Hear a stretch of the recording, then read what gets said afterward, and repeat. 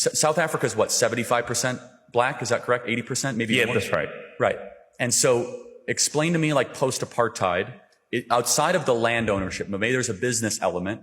Why is it that once apartheid was removed, why black South Africans were not able to see their material economic net worth go up in the last 20 or 30 years? What do you think there's any, and maybe I don't know enough, are there any cultural inhibitions of a defeatist attitude that has basically, let's say, infected the minds of poor South Africans last 20 years that feel as if they can't accumulate wealth? Do you think that plays a factor? Yeah, I think what's really infected black South Africans is pretty much going back to what we're talking about.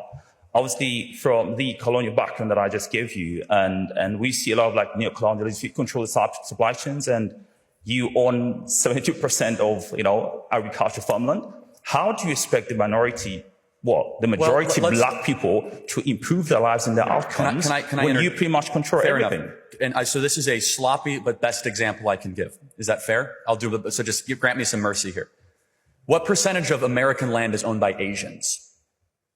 Not sure. Yeah, less than 3%. They are the richest racial group in America. So maybe land ownership isn't the only thing that matters to get wealthy. Land is basically all owned by white people in America, okay? Yet Asians, Indians are by far the richest group.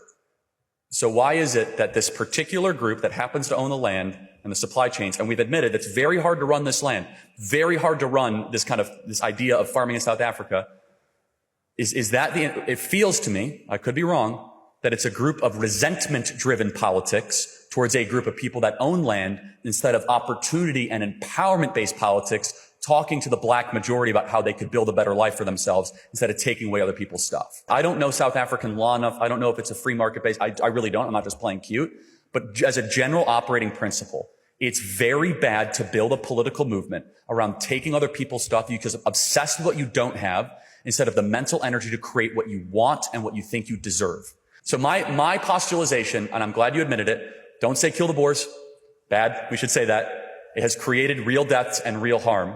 If I was in charge, which of course I'm not, I would spend all my time not saying kill the Boer, kill the Boer. I would say, my people, get your act together. Let's work harder. Let's prove the Boer wrong. Let's start a business. Let's build families.